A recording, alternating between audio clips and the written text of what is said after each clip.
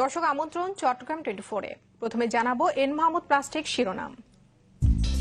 ঘূর্ণিঝড়ে বাঁশখালীর ক্ষতিগ্রস্ত বেড়িবাঁধ মেরামতে অনিয়মের অভিযোগ, জোয়ারের পানি ঢুকে দুর্ভোগে স্থানীয়রা। জাহাজে নাবিকদের ভুয়া সার্টিফিকেট বিরোধী অভিযানে কর্তৃপক্ষ অসাধুদের নামে নৌ আদালতে মামলার উদ্যোগ। দেশে প্রথমবারের মতো ভূমি উন্নয়ন করমেলা শুরু চট্টগ্রামে, উদ্দেশ্য সব সেবা মানুষের দোরগোড়ায় নেয়া।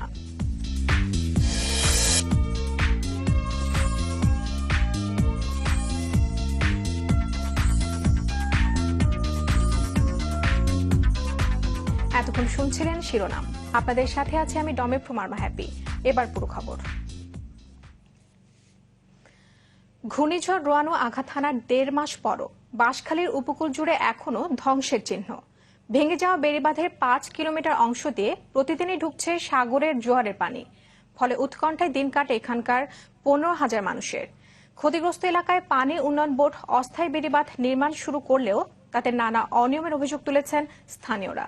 বাঁশখালী ঘুরে এসে আরো জানাচ্ছেন জামশিদুল করিম, ছবি তুলেছেন সেলিমুল্লাহ।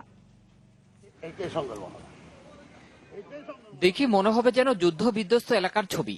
ঘূর্ণিঝড় রোয়ানুর আঘাত হানার 1 মাস পরও এমন ধ্বংসচিহ্ন বাঁশখালীর খানখানাবাদ ইউনিয়নের প্রেমাশিয়া এলাকায়। সাগর আর সাঙ্গু নদীর মোহনায় এই জনপদের মানুষ ক্ষতিগ্রস্ত ঘর তৈরি করতে পারেনি এখনো। তাই ছোট ছোট ঝুপড়িতে দিন কাটছে তাদের। জলোচ্ছ্বাসে 5 কিলোমিটার বেড়িবাঁধ বিলীন হয়ে যাওয়ায় প্রতিনিয়ত জোয়ারের পানি ঢুকছে। ঘরের মধ্যে মাচাং বানিয়েছে অনেকে। প্রতিদিন আমার জোয়ারে বিটার উপরে পানি ঢুকে। আমরা বেড়িবাঁধ না থাকার জন্য মাছাবাজি থাকছি, তারপরে থাকি নইলে আমরা গাছ তুমুর বান্ধি থাকছি। লবণ পানি প্রবেশ করে চাষের অনুপযোগী হয়ে পড়েছে ফসলি জমি। তাই ত্রাণ সহায়তা নয়, সাগর তীরে দ্রুত স্থায়ী বেড়িবাঁধ চান স্থানীয়রা। বেরিবেন না থাকা অবস্থা আমাদের এখানে আল শ্বাস কিছু হইতেছে না। স্থায়ী বেরিবেন থাকলে সরকারের রিলিফও লাগবে না। এদিকে ক্ষতিগ্রস্ত এলাকায় রিংবাঁধ নির্মাণের কাজ শুরু হলেও স্থানীয়দের অভিযোগ, এতে গাছের পরিবর্তে ব্যবহার করা হচ্ছে নিম্নমানের বাঁশ। 10 ফিটে বার আমরা এখানে রাখছি 2 ফিট মতো, গাড়ির চাকার মতো। এখানে তার বলি দিয়ে বাঁশের বলি এগুলো থাকবে না। যেভাবে বেরিবান দিলে থাকবো সেভাবে কাজ করতে ও সাগরের ফাঁসে খাঁচাই শক্ত করতে। এখন যে বল্লিগুলো আছে খুব নিম্নমানের বল্লি বাঁশের, এগুলো হিট করার পরে ভেঙে যাচ্ছে। নামে মাত্র ওভেন জায়গাটা ওনারা কাজ করতেছে না।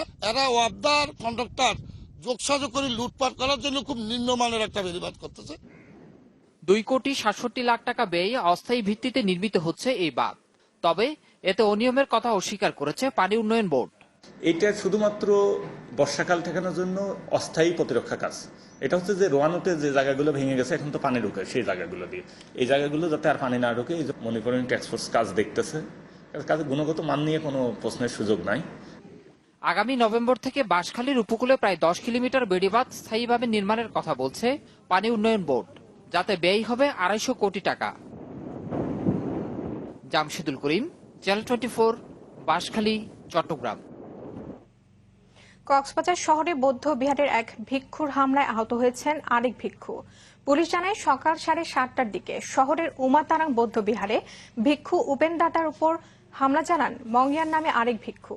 গুরুতর আহত অবস্থায় তাকে প্রথমে কক্সবাজার সদর হাসপাতালে ভর্তি করা হয়, পরে পাঠানো হয় চট্টগ্রাম মেডিকেলে।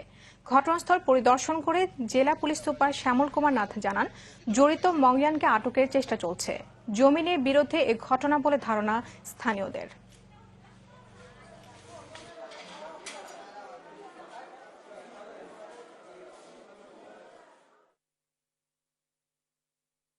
মাথায় ভোঁতা কোনো অস্ত্রের আঘাতে ওনায় রক্তক্ষরণ হয়েছে। কি আটক আছে? হ্যাঁ, আটক আমরা তাকে খুঁজছি, এখন পর্যন্ত আটক করতে পারিনি।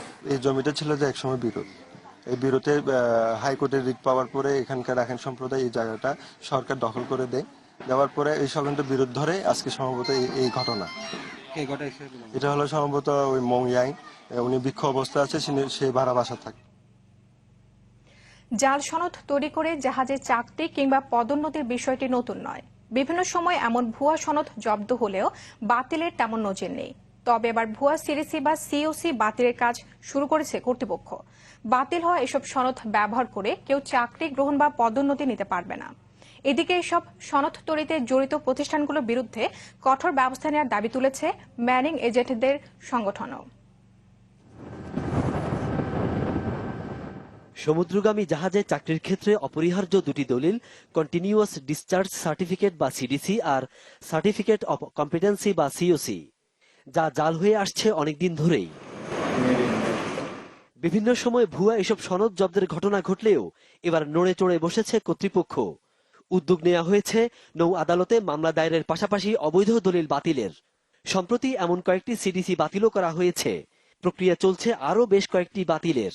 যখন কোনো নাবিক সাইন অফ করতে আসেন তখন আমরা এই সময় তাদের এগুলো চেক করার চেষ্টা করি। চেক করার চেষ্টা করতে গিয়ে আমরা মাঝে মাঝে এই সমস্ত এগুলা কিছু ভুয়া সিডিসি হোল্ডার এবং ভুয়া সিডিসি পেয়ে থাকি।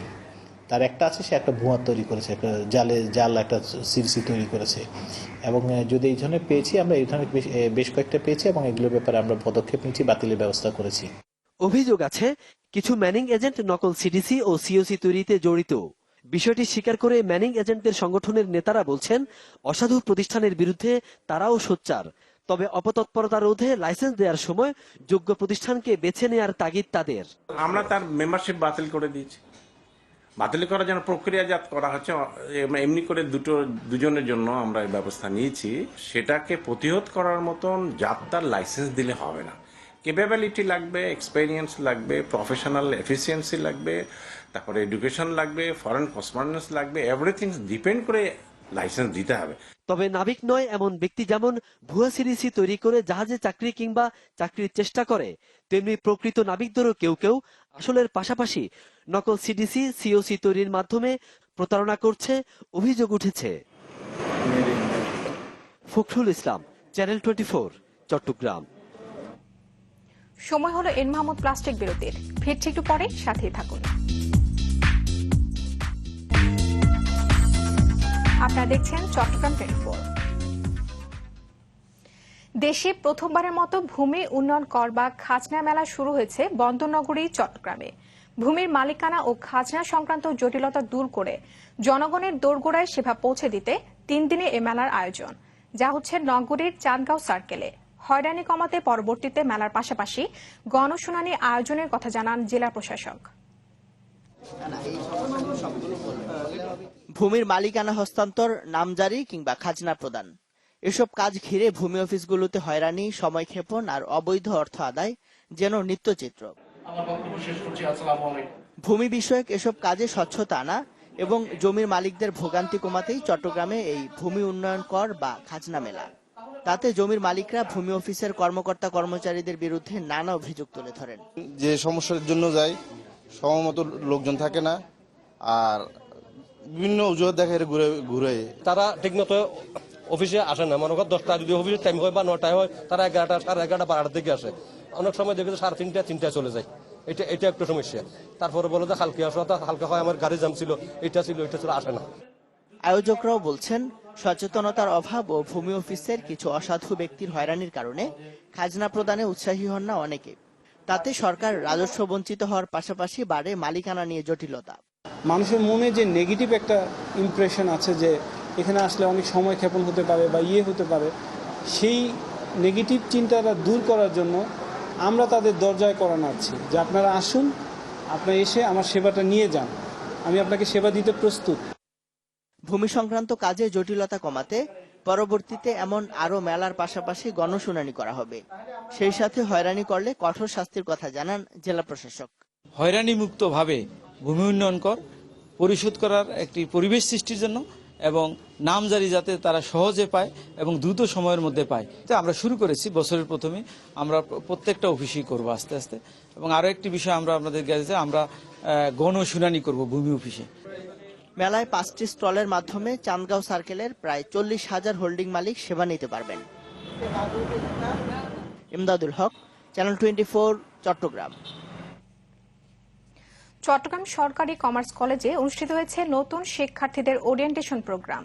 কলেজ মিলনায়তনে আয়োজিত অনুষ্ঠানে বক্তারা বলেন, শিক্ষার পাশাপাশি জঙ্গিবাদের ভয়াবহতা ও কুফল তুলে ধরে সকল শিক্ষার্থীকে দেশ বিরোধী অপতৎপরতার বিরুদ্ধে সচেতন থাকতে হবে।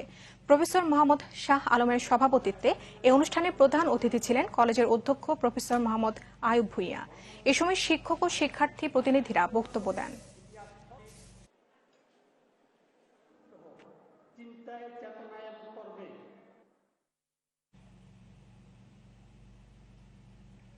চট্টগ্রাম 24 শেষ করব, তার আগে এন মাহমুদ প্লাস্টিক শিরোনামগুলো জানাবো আরেকবার। ঘূর্ণিঝড়ে বাঁশখালীর ক্ষতিগ্রস্ত বেড়িবাঁধ মেরামতে অনিয়মের অভিযোগ, জোয়ারের পানি ঢুকে দুর্ভোগে স্থানীয়রা। জাহাজে নাবিকদের ভুয়া সার্টিফিকেট বিরোধী অভিযানে কর্তৃপক্ষ, অসাধুদের নামে নৌ আদালতে মামলার উদ্যোগ।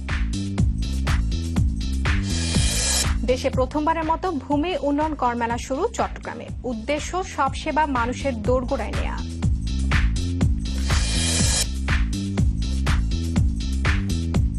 এই ছিল দুপুরের আয়োজন।